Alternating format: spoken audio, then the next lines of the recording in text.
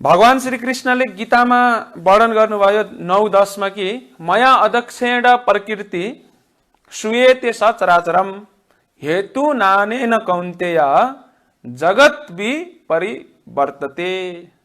जसको अर्थ हुन्छ भौतिक प्रकृति जुन भगवानका शक्तिहरूमध्ये एक शक्ति हुनुहुन्छ र यो भौतिक संसार जुन छ मया अदक्षेण प्रकृति, भगवानले भन्नुहुन्छ कि यो मेरो अध्यक्षतामा चलिरहेछ भनेको भगवानले यो भौतिक संसारको अध्यक्षता गर्दै हुनुहुन्छ। जस्तो कि कुनै पनि संस्थामा अध्यक्षको भूमिका महत्त्वपूर्ण हुन्छ भनिन्छ, किन भन्दाखेरि त्यो प्राय जसो कुनै पनि महत्त्वपूर्ण निर्णय गर्नु पर्यो भनेपछि त्यो महत्त्वपूर्ण निर्णय अध्यक्षमाथि बढी के गरिन्छ निर्भर भइन्छ, अथवा अध्यक्षलाई त्यो निर्णय गर्ने प्रमुख जिम्मेवारी जान्छ। अनि त्यो संस्थामा केही गल्ती भयो अथवा कमी कमजोरी भयो भने पनि फेरि त्यसको दोष कसको माथि थोपरिन्छ भन्दाखेरि अध्यक्षमाथि थोपरिन्छ। भनेको अध्यक्षको महत्त्वपूर्ण भूमिका हुन्छ। त्यसो त संस्थामा उपाध्यक्ष, सचिवदेखि लिएर अरू पनि कार्य समिति भने जस्तै सदस्यहरू सबैको महत्त्वपूर्ण भूमिका हुन्छ। तैपनि एउटा एक व्यक्तिले अध्यक्षता गरिरहेको हुन्छ।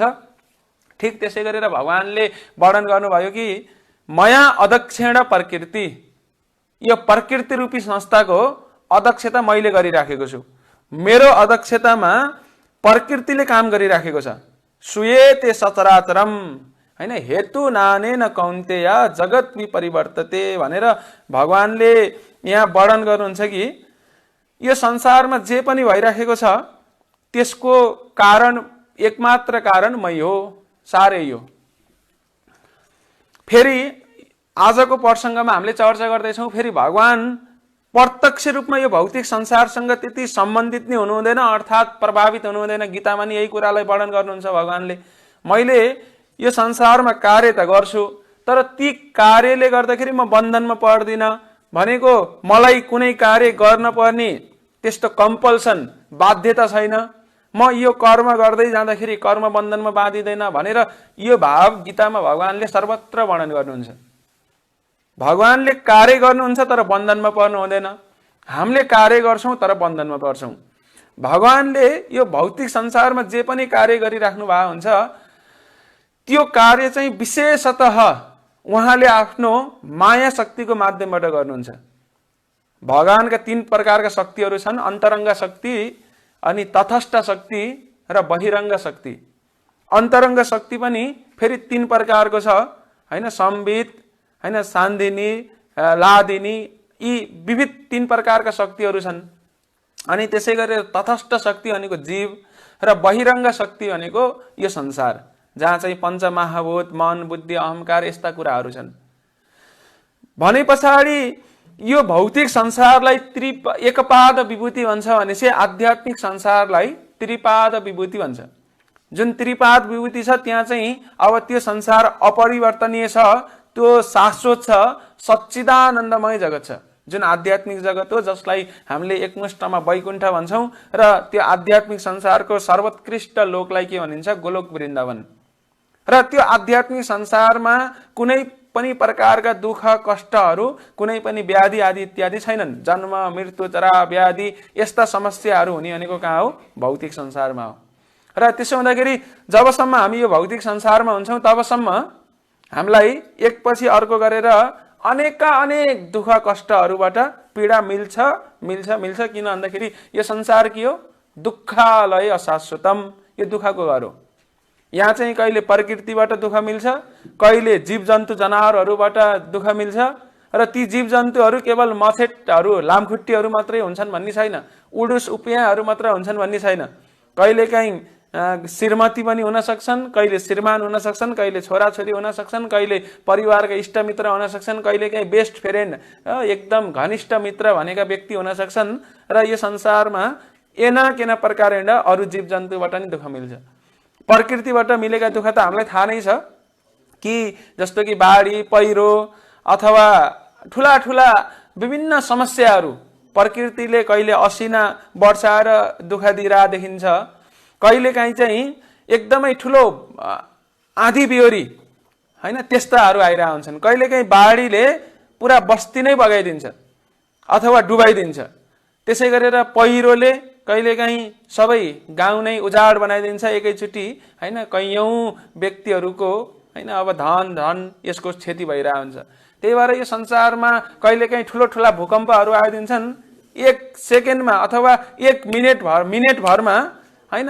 कस्तो सुन्दर संसार अथवा त्यो सबै घर बस्ती एकदम उजाडिसकेको हुन्छ, हैन। जब नेपालमा भूकम्प आएको थियो कति समय आएको थियो, थोरै समय मात्र आएको थियो, तर हेर्नुस् त कति मान्छे मरे, 9-10 हजार मान्छे एकछिनमा मरे, हैन। त्यो पनि एकदम तडपी मरे। भनेपछि यो संसारमा दुःख त छ नै, कहिले प्रकृतिबाट दुःख छ, कहिले अरू प्राणीहरूबाट दुःख छ, अथवा बाहिरबाट दुःख मिलेन भने भित्रैबाट नि दुःख मिल्छ, हैन। यत्तिकै आजभोलि धेरै मान्छेहरू डिप्रेसनको शिकार छन्, हैन। अहिले लकडाउनमा घरमा बस्दै मान्छेहरू चाहिँ तनावको धेरै शिकार भएका छन्, हैन। यो डिप्रेसन चाहिँ अहिले विश्वव्यापी रूपमा पुरा बढिरहेछ।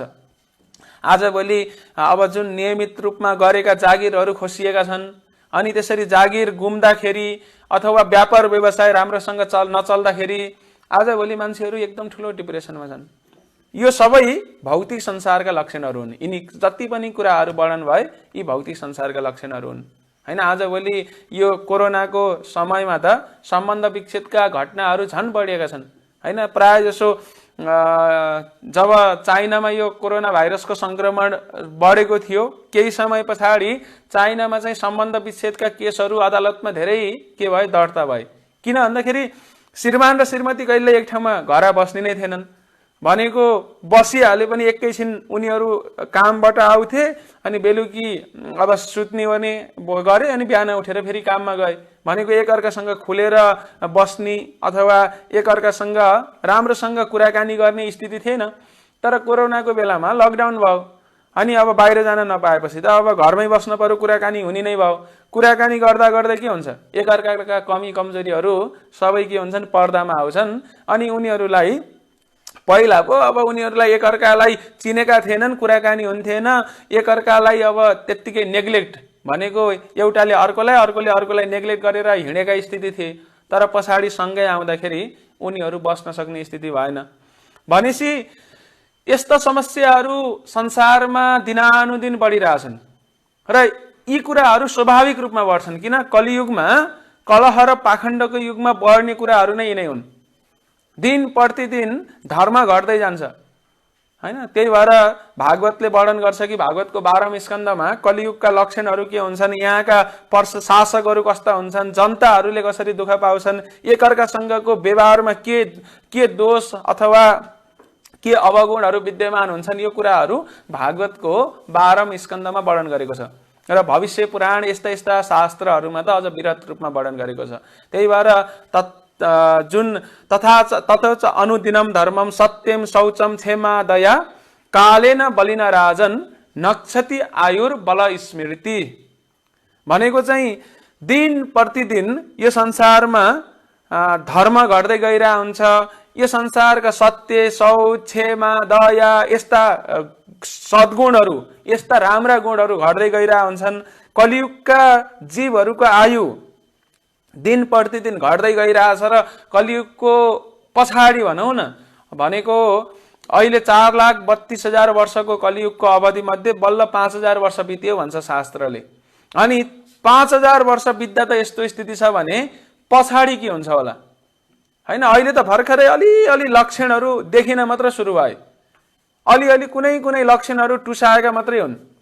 भनेपछि पछाडि त यो चाहिँ एकदमै विकराल हुन्छ। शास्त्रले धेरै कुराहरूको भविष्यवाणी गरेको छ, हैन। मान्छेहरू पृथ्वीमा कसरी बस्छन्, उनीहरू एकले अर्कोलाई खान्छन्, विभिन्न आक्रमणहरू हुन्छन्, यी सबै कुराहरू, हैन। पृथ्वीमा बस्न नसकेर उनीहरू पृथ्वी मुनि, जमिन मुनि त्यो गर्मीबाट बस्नका लागि, बच्नका लागि भनेर उनीहरूले आवास जमिन मुनि बनाउँछन्, हैन। एउटी आमाले बच्चा जन्माउने कारण चाहिँ त्यो बच्चालाई खानका लागि हुन्छ। यस्ता धेरै कुराहरू भविष्यवाणी गरेको छ, जुन कुरा बिस्तारै प्रस्फुटित हुँदै जान्छन् पृथ्वीमा। भने पछाडि पृथ्वीमा अनेक समस्याहरू स्वाभाविक रूपमा बढेका छन्। केवल पृथ्वी मात्रै हैन कि यो जति पनि भौतिक ब्रह्माण्ड छ, भौतिक जगत छ, यसलाई चाहिँ दुखालय भन्छ, जसलाई शास्त्रको भाषामा एकपाद विभूति भन्छ। भनेको 4 भाग मध्ये 1 भाग 3 भाग आध्यात्मिक जगत, 1 भाग भौतिक संसार हो। र यो भौतिक संसारको सृष्टि रचनाको सन्दर्भमा आजको प्रसङ्ग चलिरहेछ र यसमा भगवानले गीतामा वर्णन गर्नुहुन्छ कि मया अध्यक्षेण प्रकृति, मेरो अध्यक्षतामा यो प्रकृतिले कार्य गरिराखेको छ भनेको यो प्रकृतिको प्रमुख कारण मै हो भन्नुहुन्छ। तर फेरि प्रसङ्गवश हामीले के चर्चा गर्दैछौँ भन्दाखेरि भगवानले यो संसारलाई कसरी हेर्नुहुन्छ त भनेको यो भगवानको जुन बहिरङ्ग शक्ति छ, बहिरङ्ग शक्तिमा भगवानले कसरी प्रत्यक्ष अप्रत्यक्ष कसरी चाहिँ आफूलाई संलग्न गराउनुहुन्छ भन्दाखेरि यो संसारमा अधिकांश कार्यहरू भगवानले माया शक्तिको माध्यमबाट गर्नुहुन्छ। जस्तो कि यो सृष्टि रचनाको सन्दर्भमा सबैभन्दा पहिला सुरुमा स्वर्ग भनेको प्राइमेरी क्रिएसन, आधारभूत सृष्टि रचनाको कार्य कसले गर्नुहुन्छ? भगवानले गर्नुहुन्छ। भनेको यो संसारका लागि यो जुन प्राइमेरी क्रिएसन छ यो चाहिँ 3वटा चरणको हुन्छ। भनेको यसको अर्थ के हो, किन अर्थ विशेष के हो, अनि त्यस पछाडि यो जस्तो कि हामीले घर बनाउँदाखेरि घर किन बनाउँदैछौँ भनेर पहिला सुरुमा त्यसको के हुनुपर्छ, त्यसको अर्थ हामीलाई जरुरी हुन्छ अथवा त्यो हामीलाई महत्त्वपूर्ण छ। अनि स्वरूपेण प्रदान, यसको स्वरूप कस्तो हुनुपर्छ त यो घरको?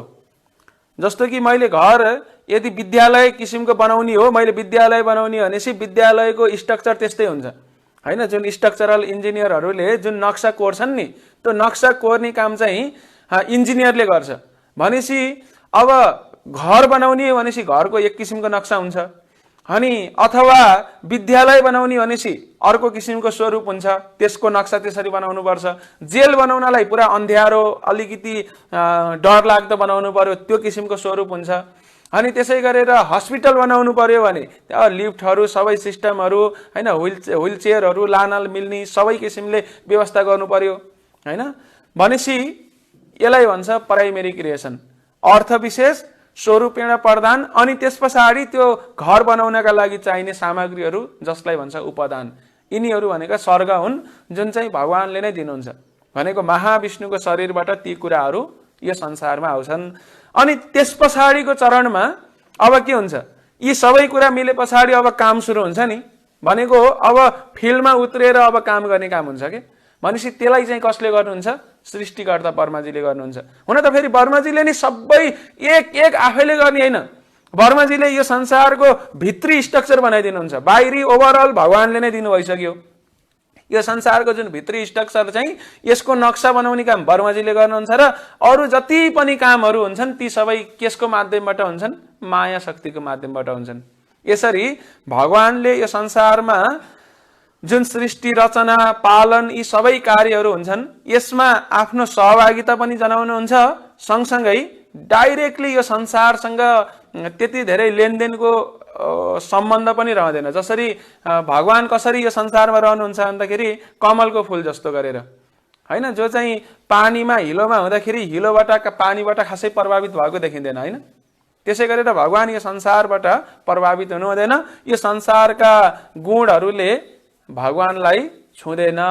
त्यही भएर हामीले बुझ्नुपर्ने आधारभूत सिद्धान्त यही हो।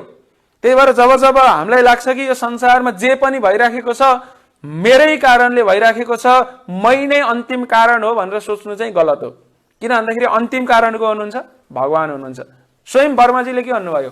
सर्व कारण कारणम भनेर कृष्णलाई वर्णन गर्नुभयो हैन। ब्रह्म संहिता 5:1 मै यो कुराको सिद्धान्तको चर्चा हुन्छ कि ईश्वरम परम कृष्ण सच्चिदानन्द विग्रह अनादिरादिर गोविन्द सर्व कारण कारणम, अन्तिम कारण स्वरूप केवल भगवान हुनुहुन्छ। त्यही भएर यो प्रकृति हो संसार, अनि कृष्ण भगवान चाहिँ पुरुष हुनुहुन्छ र पुरुष र प्रकृतिको जुन समायोजनबाट के हुन्छ भनेको स्त्री र पुरुषको कम्बिनेसनबाट के हुन्छ?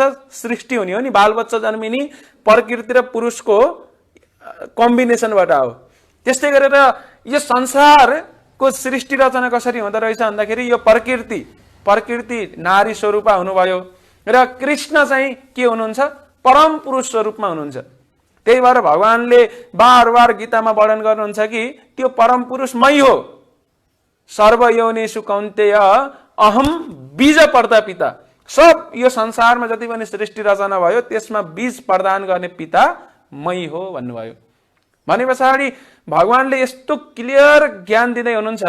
अनि वासुदेव सर्वमिति समाहात्म सुदुर्लभ, म वासुदेव, कृष्णले आफ्नो नामै भन्नुहुन्छ। मान्छेले कहिलेकाहीँ कसरी यो गीतालाई अपव्याख्या गर्छन् भन्दाखेरि कृष्ण बोल्या होइन, कृष्णभित्र चाहिँ त्यो परम सत्य अथवा त्यो भगवत सत्व प्रवेश गरेर बोलेको हो, त्यही भएर कृष्ण बोल्या होइन भन्छन् होइन धेरैले। कृष्णको भित्र चाहिँ के पसेर बोलेको भन्छन् होइन। कृष्णले यही कुरालाई भरम चिर्नलाई गीतामा के भन्नुहुन्छ, वासुदेव सर्वमिति, आफ्नो नामै तोकेर भनिदिनुहुन्छ। मलाई चिन्नका लागि गाह्रो छ, म सबै कारणहरूको कारण हो र यो कुरा चाहिँ मान्छेहरूले बुझ्न सक्दैनन्। सुदुर्लभ, दुर्लभ होइन, अत्यन्त दुर्लभ छ। त्यही भएर भक्त्या माम अभिजानन्ति, भक्तले बाहेक मलाई अरूले चिन्न सक्दैनन् भनेर कृष्णले यो कुरालाई बार बार बार बार गीतामा दोहोऱ्याउनुहुन्छ। अनि यो कुरालाई अर्जुनले पनि मान्नुभयो, यो कुरालाई वेदव्यासले पनि मान्नुभयो। तर आधुनिक तथाकथित विद्वानहरूले के भन्छन्, हामी मान्दैनौँ, यो हुनै सक्दैन। कृष्ण कृष्ण होइन कि कृष्णभित्र कोही पसेर बोल्या हो, हामी त्यसलाई मान्छौँ, कृष्ण त हामी जस्तै सामान्य व्यक्ति हो भनेर भन्छन्। प्रसङ्गवश हिजो एकजना यस्तै आध्यात्मिक सोकल आध्यात्मिक व्यक्तिसँग मेरो भेट भयो र उनले चाहिँ कृष्णलाई यसरी एकदमै सामान्य व्यक्ति जस्तो क्या, एकदम सामान्य मनुष्यको रूपमा प्रस्तुत गरिन् कि त्यो देख्दाखेरि मलाई अब के भन्ने क्या, त्यहाँ बोल्न पनि मन लागेन भन्दा पनि हुन्छ। भनेको जब उनीसँगका कुरा भए, खासमा कुरा पनि भएको थिएन, दोहोरो कुराकानी नि भएको थिएन, एकहोरो उनका कुराहरू उनले राख्ने बेलामा उनी मायावादबाट यसरी ग्रस्त व्यक्ति थिइन् कि अनि उनले भनिन् कि कृष्ण त कोही पनि होइन, हामीसित आउनुहोस्, हामीसँग यस्तो ज्ञान छ, कृष्ण कसरी त्यत्रो महान हुनुभयो हामी सिकाइदिन्छौँ भनिदिन् कि उनले। हजुरलाई पनि हामी कृष्ण जस्तै महान बनाइदिन्छौँ रे भनेको कुरा बुझ्नुभयो नि। कृष्णले जुन ज्ञान पाउनुभयो त्यो ज्ञान हामीसँग छ र मसँग आउनुहोस्, मैले तपाईँलाई कृष्ण जस्तै महान बनाइदिन्छु। त्यही भएर कहाँ कृष्ण भगवान हुनु, कृष्णलाई पनि बनाउनेवाला कोही छन् भनेर भनिदिन्। तर वर्माजीले भन्नुहुन्छ कृष्णलाई बनाउनेवाला कोही छैनन्, कृष्णले सबैलाई बनाउनु भयो। ईश्वरम परम कृष्ण सच्चिदानन्द विग्रह अनादिर आदिर गोविन्द सर्वकारण कारणम भनेपछि यसको अर्थ के भयो भन्दाखेरि ती व्यक्ति वर्माजी भन्दा बढी जान्ने भइन्, शिवजी भन्दा बढी जान्ने भइन्, अरू त अरू वेदव्यास भन्दा बढी जान्ने भइन् जसले यी सम्पूर्ण वेद शास्त्रहरू दिनुभयो। र अर्जुन भन्दा त धेरै जान्ने भइहालिन्, किन भन्दाखेरि अर्जुनले चाहिँ के भन्नुभयो भन्दा परम वर्म परम धाम पवित्रम परम भगवान, परम वर्म हजुरै हो, हजुरभन्दा टाढा अर्को कोही पनि छैन, हजुरै सर्वे सर्वा भनेर कसले मान्नुभयो यो कुरालाई भन्दाखेरि अर्जुनले मान्नुभयो। तर उनले मानिनिन् भनेपछि त अर्जुन त उनको तुलनामा त केही पनि होइन्छन्। हाम्रा रामानुजाचार्य, माधवाचार्य, निम्बार्काचार्य, विष्णु स्वामी अनि यसै गरेर हाम्रा भक्ति सिद्धान्त सरस्वती ठाकुर, श्रील प्रभुपादजी उनको तुलनामा त केही पनि होइन्छन् भनेपछि त उनी त त्योभन्दा पनि माथि रहेछन् र उनी त प्रतिनिधि स्याम्पल मात्रै हुन्। यस्ता व्यक्तिहरू संसारमा यत्र तत्र पाइन्छन् जो चाहिँ अर्जुन भन्दा बढी आफूलाई जान्ने मान्छन्, जसले चाहिँ आफूलाई व्यासदेव भन्दा बढी जान्ने मान्छन्, आफूलाई रामानुजा माधवाचार्य अथवा शङ्कराचार्य यस्ता यस्ती महान आचार्यहरू भन्दा आफूलाई महान ठान्छन्। भीष्म पितामह भन्दा महान मान्छन्। भीष्म पितामहले के भन्नुभयो जब उहाँ मृत्युशय्यामा हुनुहुन्थ्यो, कृष्णलाई उहाँले दर्शन गरेर परम पुरुष यिनै उहाँ हुनुहुन्छ, परम कारण उहाँ हुनुहुन्छ भनेर उहाँले आफ्नो के गर्नुभयो, जीवनभरको अनुभूति, जीवनभरको ज्ञान अन्तिममा यही कुरा वर्णन गर्नुभयो। कसलाई भन्दाखेरि युधिष्ठिर महाराजलाई। भनेपछि आजभोलि मान्छेहरू भीष्म पितामह भन्दा बढी जान्ने भइदिए, अब प्रहलाद महाराजहरू भन्दा बढी जान्ने भए, ध्रुव महाराज, परीक्षित महाराज, सुखदेव गोस्वामी अब सबैभन्दा बढी जान्ने भएर चाहिँ होइन होइन गीताको यो सार यस्तो हो भनेर त्यसलाई अपव्याख्या गर्छन्। तर यो जतिको दुःखद कुरा केही पनि होइन। त्यही भएर हामीले जहिले पनि के कुरा बुझ्नुपर्छ भन्दाखेरि मान्छे यो के छ, मायाको प्रभाव परिहाल्छ र मायाको प्रभावमा परे पछाडि भगवानले पनि यो कुरा गीतामा वर्णन गर्नुहुन्छ कि अवजानन्ति माम मूढम मानुषम तनुम आश्रितम, जो मूढ व्यक्ति छन्, जो मूर्ख व्यक्तिहरू छन्, उनीहरूले मलाई एउटा मनुष्यको रूपमा मात्र चिन्छन्। तर भगवान मनुष्य रूपमा हेर्दा हामी जस्तै देखिनुहुन्छ मनुष्य रूपमा, तर उहाँ चाहिँ परम पुरुष हुनुहुन्छ। र यो कुरालाई उनीहरूले किन बुझ्दैनन् भन्दाखेरि सजिलो छैन नि प्रक्रिया। मनुष्याणम सहस्रेषु कंसिन धेतति सिद्धया यततामपि सिद्धानम कंसिनमं वेति तत्त्वतः। कृष्णलाई जान्न गाह्रो छ। त्यही भएर कृष्णले भन्नुभयो कि मेरो जन्म कर्मको बारेमा मान्छेलाई यति सजिलै बुझ्न सजिलो छैन, गाह्रो छ। कृष्ण पनि सामान्य मान्छे भनेर भन्छन्, तर उनीहरूलाई के थाहा छैन भन्दाखेरि कृष्णको जन्म र कर्म हाम्रो जस्तो जन्म र कर्म होइन। बुझ्नुभयो नि? कृष्ण यो संसारमा जब आउनुहुन्छ उहाँको जन्म, उहाँको कर्म र हाम्रो जन्म, हाम्रो कर्म आकाश पातालको फरक हो। होइन भने त कृष्ण जन्मने बेलामा चतुर्भुज स्वरूपमा आउनु भएको थियो, शङ्ख चक्र गदा पद्म धारण गरेर। मान्छेहरूले यो कुरालाई बुझ्दैनन् र यदि यो कुरा भन्यो भने होइन होइन यो काल्पनिक हो, यसले अर्कै लक्षण बताउन खोजेको भनेर वेदव्यास भन्दा बढी जान्ने भइदिन्छन्। फेरि भनेको कुरा बुझ्नुभयो नि? जब हामीले चतुर्भुज स्वरूपमा आउनुभयो भनेर शास्त्रमा पुरा पढ्छौँ, भागवतमा यही कुरा वर्णन छ, अनेक पुराण वेद शास्त्रहरूमा यो कुरा वर्णन छ। यो कुरा वर्णन गर्यो भने पछाडि होइन होइन यसको लक्षण, यसको अर्थ छुट्टै हो, यो चाहिँ यस्तो सांकेतिक रूपमा मात्र भनेको हो, तर यस्तो हो भनेर त्यसको अनर्थ लगाइदिन्छन्।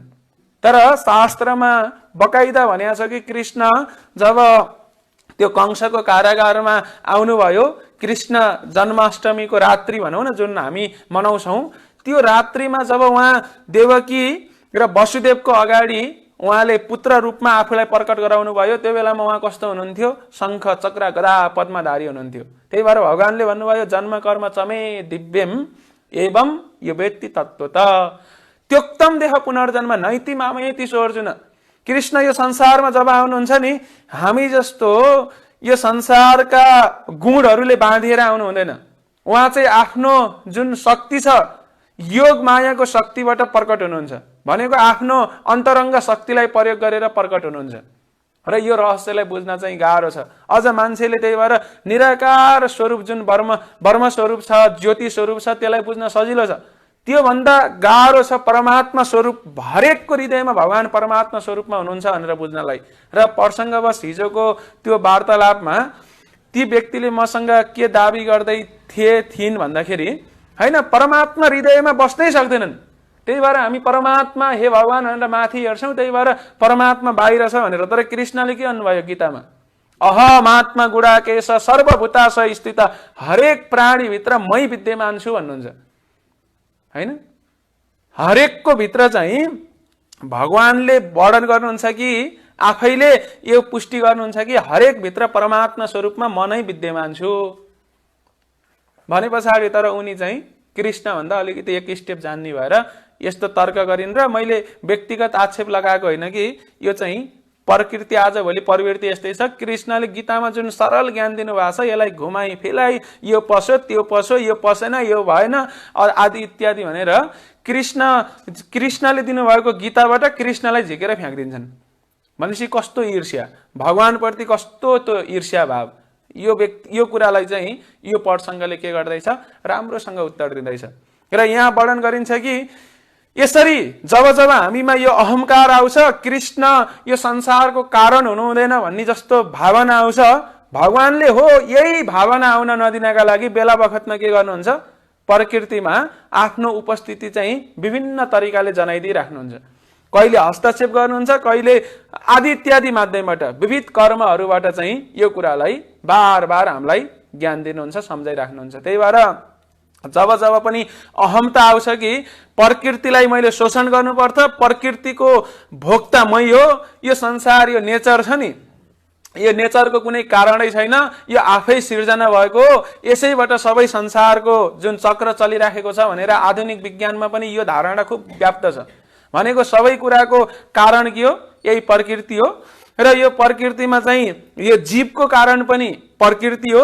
दुईवटा केमिकलहरू, दुई चारवटा रसायनहरू मिलेर जीवको सिर्जना भएको, एककोषीय बहुकोषीय हुँदै यत्र ठुला ठुला जीवहरू प्रकट भएका हुन्। त्यही भएर यसमा भगवानको कुनै पनि भूमिका कारण छैन भनेर भन्छन्। अनि त्यस पछाडि अब भगवानलाई हटाइदिएपछि के हुने भयो? जस्तो कि एउटा व्यक्तिलाई, स्त्रीलाई होस् चाहे पुरुषलाई होस्, अलि सजिलोका लागि हामी स्त्रीको उदाहरण ल्याउँ। एउटा स्त्रीलाई शोषण गर्नका लागि स्त्री ऊ चाहिँ यदि विवाहित छ भने स्त्रीलाई उसको पति हुँदा हुँदै अर्कोले दुरुपयोग गर्न अलिकति गाह्रो हुन्छ यदि स्त्री वफादार छ भनेपछि, पतिव्रता छ भनेपछि। तर यदि त्यो स्त्रीलाई मिसयुज गर्नु छ, ऊ माथि शोषण गर्नु छ भनेपछि एउटा स्ट्र्याटेजी के हुन्छ त्यस्ता शोषक व्यक्तिहरूको भन्दाखेरि उसलाई उसको श्रीमानबाट टाढाइदिने। हिजो मात्रै मैले एउटा न्युज हेरेको थिएँ, एउटा अस्पतालको त्यहाँ चाहिँ एकजना अधवैँसे भनौँ भनेको सानै उमेरकी एकजना नारीको महिलाको चाहिँ न्युज आएको थियो र ती चाहिँ उनको श्रीमान कारणवश यस्तै दुर्घटना परेर कि के भएर मरेछन् छिटै, भनेको अलिकति युवा अवस्थामै उनको मृत्यु भएछ।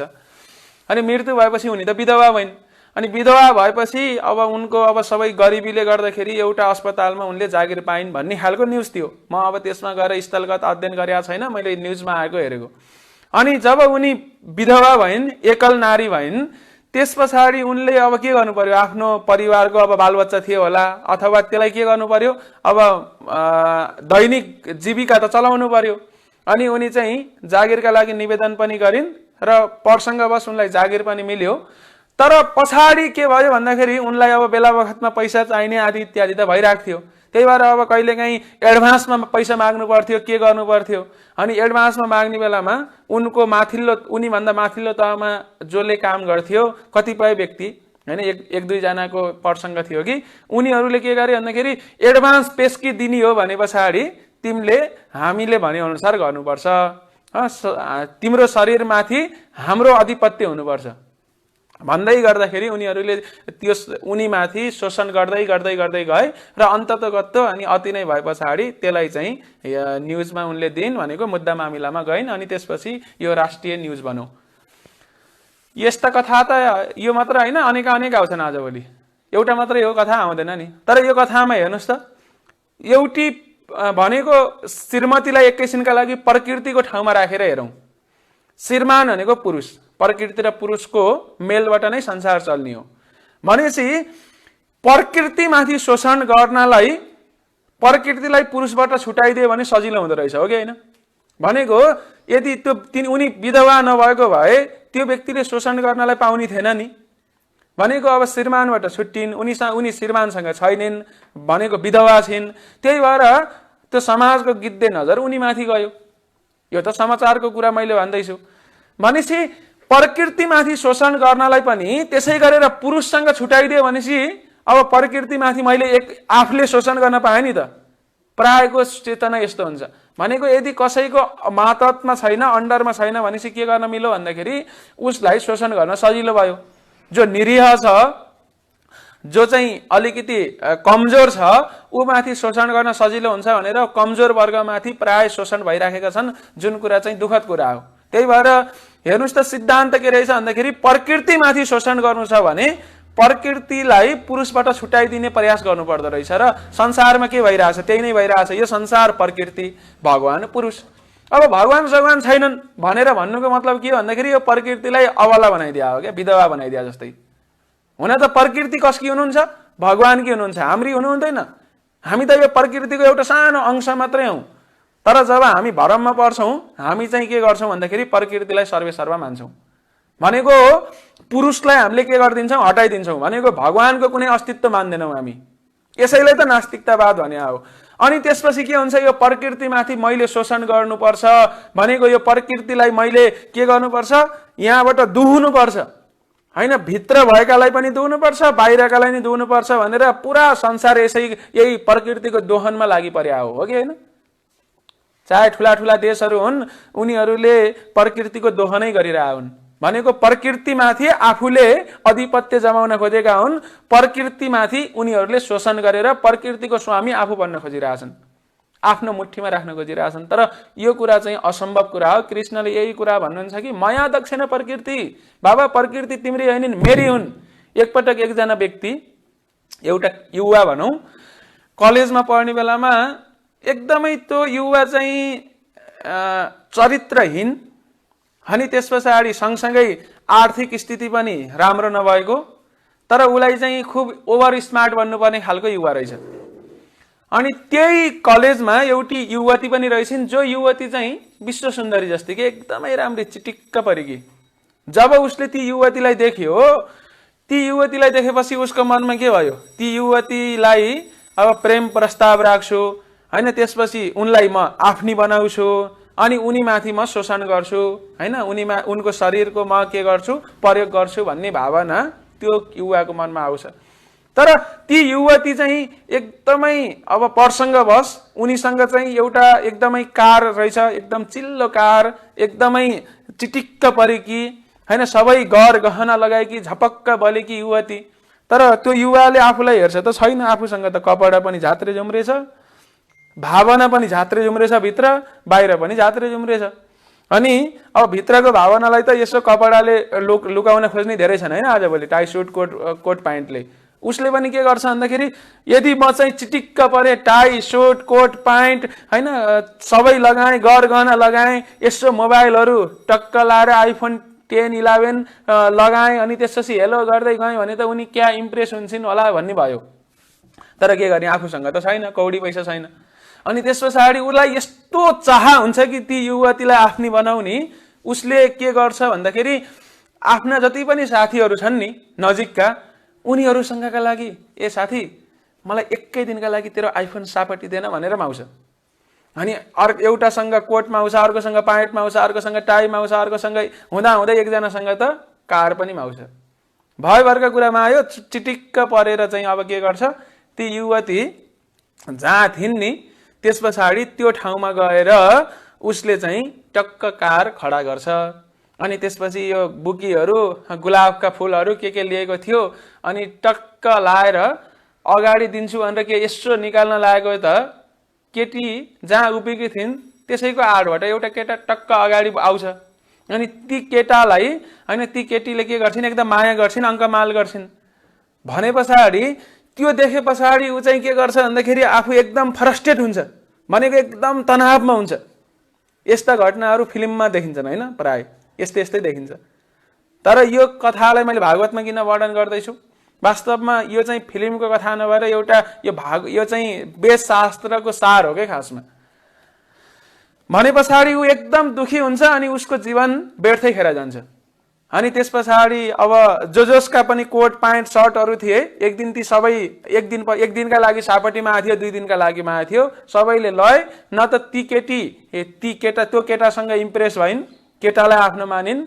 अब उसले यत्तिकैमा 1 दिन 2 दिन अथवा महिना वर्ष दिन कति दिन पछाडि लागेको थियो, समय व्यर्थै खेर गयो र उसको के भयो, दयनीय स्थिति भयो।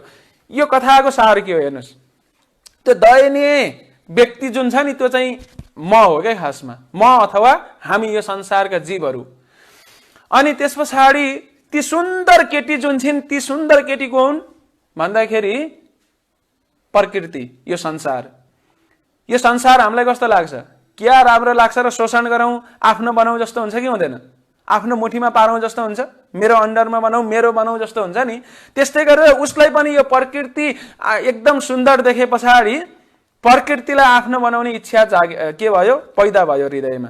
अनि त्यस पछाडि उसले के गर्छ, अब सिधै प्रस्ताव राख्न त मिलेन, अलिअलि त हुनु पर्यो। त्यही भएर अलिअलि माग्नु पर्यो नि आफूसँग ऐश्वर्य, र ऐश्वर्य माग्नका लागि साथीहरूसँग माग्नु पर्यो। र ती साथीहरू हुन् देवताहरू, कुन यज्ञ गर्ने, तपस्या गर्ने, यो त्यो गर्ने आदि इत्यादि गरेर यो संसारबाट वायु, अग्नि, यसै गरेर पृथ्वी सबैसँगबाट अलिअलि सापटीमा आएर के गर्छ, 2-4 दिनका लागि आफूमा चाहिँ त्यो स्वामित्व धारण गर्छ। भनेको यो घर मेरो, यो बाइक मेरो, यो गाडी मेरो भनेको 2-4 दिनका लागि मात्र हो कि होइन, सापटीमा आएको 1 दिन त छोडेर जानुपर्छ। त्यो त देवताहरूको कृपाले मिल्ने कुरा हो र मिल्यो। अनि मिले पछाडि ल मसँग त अब यत्रो छ, अब म प्रकृतिमाथि शोषण गर्छु भनेर मान्छे लाग्छ कि लाग्दैन, अब खान्छु, यो गर्छु, त्यो गर्छु भन्छ। तर के हुन्छ, अनि त्यसपछि जब शोषण गर्ने बेला भइरहेको हुन्छ त्यो बेलामा प्रकृतिले के भन्छन्, होइन बाबा त शोषण गर्नका लागि, म माथि आधिपत्य जमाउनका लागि हैनस् भनेर के गर्छिन्, ती केटी चाहिँ अर्को केटासँग अङ्कमाल गरिन् कि गरिनिन्, र त्यो केटा को हुनुहुन्छ जोसँग उनी अङ्कमाल गरिन्, र त्यो चाहिँ भगवान हुनुहुन्छ। त्यस्तै गरेर यो प्रकृति भगवान की हुनुहुन्छ, भगवानको अध्यक्षतामा कार्य गरिराख्नु भएको छ। तर हामीले के गरिरहेछौँ, जबरजस्ती उनलाई आफ्नो बनाउनका लागि प्रयास गरिरहेछौँ र यो संसारमा विविध जति पनि प्रयासहरू भइरहेछन् यो प्रकृतिलाई आफ्नो बनाउनलाई इम्प्रेस पार्न गरिरहेछौँ। तर एक दिन तब होगा ठण्डा जब यमराज मारेगा दण्ड। यमराज आउनुहुन्छ, टक्क दण्ड सजाय लगाइदिए पछाडि अनि सन्डे हो मन्डे हो सब लोग खाओ अन्डा, तब होगा ठण्डा जब यमराज मारेगा दण्ड हुन्छ। अनि सब कुरा छोडेर जानुपर्छ हैन। त्यस पछाडि जीवनभरि कमाएको धन दौलत परिवार इष्ट मित्र नाम मान प्रतिष्ठा सब कुरा सबको सब छोडेर जानुपर्छ। भनेको कोट पनि दिनु पर्यो, पाइन्ट पनि दिनु पर्यो, हातका सिक्री सिक्री जुन मागेको थियो त्यो पनि दिनु पर्यो। एउटा जात हामीले लडेर जान सक्दैनौँ। भनेपछि प्रकृतिमाथि म शोषण गर्छु भनेर लाग्नु भनेको यही ठ्याक्कै यही कथा हो। किन भन्दाखेरि प्रकृति कसकी हुन्? भगवानकी हुन्। प्रकृति पुरुषको अन्डरमा कार्य गर्नुहुन्छ र ती पुरुषको हुनुहुन्छ भन्दाखेरि कृष्ण हुनुहुन्छ र भगवानले यही कुरालाई वर्णन गर्नुहुन्छ कि मया दक्षिण प्रकृति। तर कहिलेकाहीँ के हुन्छ भन्दाखेरि हामीलाई अहमता आउँछ क्या, मैले गर्दा सब कुरा भइरहेछ भनेर। कुखुराको भालेको उदाहरण जुन अत्यन्त सुप्रसिद्ध छ हैन। कुखुराको भालेले के सोच्छ भन्दाखेरि हरेक बिहान ऊ 3 बजे 4 बजे बास्ने बेलामा उसले सोच्छ कि म बासिया छु र पो उज्यालो भएको छ। तर यी गाउँलेहरूले कहिल्यै पनि मलाई फुल माला लिएर मेरो सम्मानै गर्दैनन्, प्रशंसै गर्दैनन्, मलाई त पुरा भ्यालु नै गर्दैनन्। अनि जङ चल्छ र एक दिन के गर्छ, राति नै 2-3 बजे नै उठेर अर्को गाउँमा गइदिन्छ। अनि 4 बजे अर्को गाउँमा पुगेर त्यहाँ बास्दिन्छ त त्यहाँ त एकछिनपछि त उज्यालो भयो। अनि कुखुराको भालेले के सोच्छ भन्दाखेरि आज यो गाउँमा आएर म बास्देँ र यो गाउँ उज्यालो भयो, बल्ल त्यो गाउँका मान्छेहरूले मेरो भ्यालु बुझ्या होलान्, त्यहाँ त अहिलेसम्म अँध्यारै होला। हिजो अस्ति पो म बास्दिया थिएँ र उज्यालो हुन्थ्यो त, आज त म बास्दिनै छैन, यो गाउँमा आएर बास्ने यो गाउँ उज्यालो भयो, त्यो गाउँमा म बास्दिया छैन उज्यालो भएको छैन भनेर सोच्छ भालेले। तर के ऊ बासेर उज्यालो भयो होइन नि। तर कहिलेकाहीँ अहम त यस्तो हुन्छ कि भगवानलाई अहम त मन पर्दैन, देवी देवतालाई अहम त आयो भने त्यो अहम त भगवानले तोडिदिनुहुन्छ। उदाहरणका लागि एकपटक अग्निदेवलाई संसार जलाउन सक्छु भन्ने अहमता थियो, भगवानले एउटा 100 रूप धारण गरेर के गर्नुभयो, संसार जलाउन छोडिदेऊ, यो हरियो घाँसको त्यान्द्रो जलाइदेऊ न भनेर भन्नुभयो। भयभरको शक्ति प्रहार गर्छन्, एउटा घाँसको त्यान्द्रो जलाउन नसकेपछि अन्ततगतो एकदम लज्जित हुँदै माफ मारेर फर्के। वायुदेवलाई संसार उडाइदिन सक्छु भन्ने घमण्ड भएको थियो एकपटक। सबै शक्ति भगवानबाटै आउँछ भन्ने कुरा भुलेर उनले चाहिँ मै नै सबै कारणको कारण हो भनेर सोचेको बेलामा त्यस्तै सानो एउटा कुरा घाँसकै त्यान्द्रो जस्तो कुरा दिएर ल यसलाई उडाउनुस् भनेर हेर्दा त छैन, जति शक्ति लाउँदा पनि हुँदैन, लज्जित हुन्छन्। इन्द्रदेवको पनि त्यही हो। जब इन्द्रदेवले कृष्ण लीलामा चाहिँ 7 दिन 7 रातसम्म घनघोर वर्षा गरेर ब्रजभूमि वृन्दावनलाई डुबाउन खोजेका थिए, कृष्णको सामु केही लाग्यो? केही गर्न सकेनन्। अनि लज्जित भएर सुरभि गाईलाई अगाडि अगाडि लाउँदै पछाडि पछाडि लुकेर आएर माफ पाउनु पर्यो। भनेको भगवानलाई यो अहंकार मन पर्दैन। जब मान्छे अहंकार ग्रस्त हुन्छ त्यो बेलामा उसले के सोच्छ, प्रकृति क्रियामाणानि गुण कर्माणि सर्वश अहंकार विमूढात्मा कर्ता अहम इति मन्यते। आफूलाई कर्ता ठान्छ, आफूभन्दा ठुलो कोही पनि छैन भन्ने सोच्छ, सबै कुरा मैले गर्दा भइरहेछ भन्ने सोच्छ। र भगवानलाई यो मन पर्दैन। आफ्नै नजिकका पार्षदहरूमा पनि अहंकार आयो भने भगवानले त्यो अहमलाई तोडिदिनुहुन्छ। जस्तो एकपटक सत्यभामालाई सुन्दरताको अहमता आएको थियो। हुन त सत्यभामालाई अहंकार आउनु यिनी कुराहरू चाहिँ संसारमा भगवानले केही पाठ सिकाउन खोज्नु भएको हो हैन। सत्यभामा, रुक्मिणी अथवा गरुडदेव उहाँहरू त भगवानको नित्य पार्षद हुनुहुन्छ अथवा नित्य रूपमा भगवानको सेवा गर्नुहुन्छ। उहाँहरूको माध्यमबाट हामीलाई पाठ सिकाउँदै हुनुहुन्छ। जसरी गीताको ज्ञान अर्जुनलाई होइन कि अर्जुनको माध्यमबाट हामीलाई दिनुभयो, ठिक त्यसै गरेर सत्यभामालाई पनि एकपटक के हुन्छ भन्दाखेरि अहमता आउँछ, सुन्दरताको अहमता आउँछ। र उहाँले कृष्णसँग भन्नुहुन्छ कि हैन सत्ययुगमा हजुर रामचन्द्र रूपमा हुनुहुन्थ्यो, अनि त्यो बेलामा सीता महारानी म जत्तिकै सुन्दर हुनुहुन्थ्यो त कि भनेर भन्दा बित्तिकै कृष्णले बुझिहाल्नु भयो, ए सत्यभामालाई त रूपको पो अहिले अहम चढेछ त। अनि त्यस पछाडि उहाँले के गर्नुहुन्छ, गरुडदेवलाई पनि त्यो बेलामा घमण्ड भएको थियो, म जत्तिको छिटो उड्न सक्ने को छ, म जत्तिको छिटो यात्रा गर्न सक्ने म हो 1 नम्बर भन्ने थियो। अनि त्यस पछाडि उहाँले बुझिहाल्नु भयो गरुडलाई पनि घमण्ड आयो भनेर। अनि सुदर्शन चक्रले नि भन्नुहुन्छ, म जत्तिको शक्तिशाली कोही छ र भगवान, जति पनि युद्ध तपाईले लड्नु भयो सबैलाई काम गर्नेवाला त मै हो। ए सुदर्शनलाई घमण्ड आयो, गरुडलाई घमण्ड आयो, सत्यभामालाई घमण्ड आयो, के गर्नु अब, घमण्ड त तोड्नु पर्यो। अनि त्यसपछि रामचन्द्र भगवानले गरुडलाई भन्नुहुन्छ जानुस् पहिला एकचोटि मलाई चाहिँ हनुमानको साह्रै अत्यार लागेको छ, हनुमानलाई बोलाएर आउनुस् अनि सबै कुराहरू त्यसपछि गरौँला भनेर हनुमानलाई बोलाउन पठाउनुहुन्छ। कसलाई भन्दाखेरि गरुडदेवलाई। गरुडदेव गइहाल्नु भयो, किन उहाँ त छिटो उड्न सक्नुहुन्छ, जहाँ पनि पुग्न सक्नुहुन्छ। जब गरुडदेव हनुमानलाई बोलाउन जानुभयो, हनुमान भगवानको सेवामा व्यस्त हुनुहुन्थ्यो। म एकैछिनमा आउँछु, तपाईँ जाँदै गर्नुहोस् भन्दाखेरि गरुडदेवले गिज्जाउनुहुन्छ, तिमी कहिले आउँछौ, छिट्टो बोलाउनु भएको छ भगवानले भन्दाखेरि म तिमीभन्दा छिटो आउँछु भनेर भन्दै गर्दाखेरि गरुडदेवले अलि बढी नै घमण्ड गरेको देखेपछि हनुमानले बुझिहाल्नु भयो कि किन पठाउनु भएको भगवानले भनेर। गरुडदेवलाई यसो गरेर अनि त्यसपछि म आइहाल्छु भनेर जानुहुन्छ। गरुडदेव एकदम के हुनुहुन्छ, एकदम लज्जित भएर उहाँ द्वारिकामा फर्किनुहुन्छ त उहाँ आउनुभन्दा पहिला हनुमान पुगिसक्नु भएको छ क्या त्यहाँ।